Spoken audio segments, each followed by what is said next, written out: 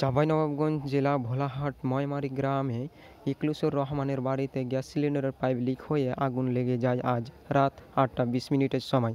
এ সময় জানাজানি হলে লোকজন গিয়ে দ্রুত আগুন নেভানোর জন্য চেষ্টা করে। এ সময় ফায়ার সার্ভিসকে খবর দিলে ফায়ার সার্ভিস আসার আগে তারা আগুন নিয়ন্ত্রণে আনে, তবে কোনো ক্ষয়ক্ষতি হয়নি বলে জানা গিয়েছে। ঘটনাস্থলে ফায়ার সার্ভিস এসে তারা গ্যাস সিলিন্ডারটিকে নিরাপদে করে যায়।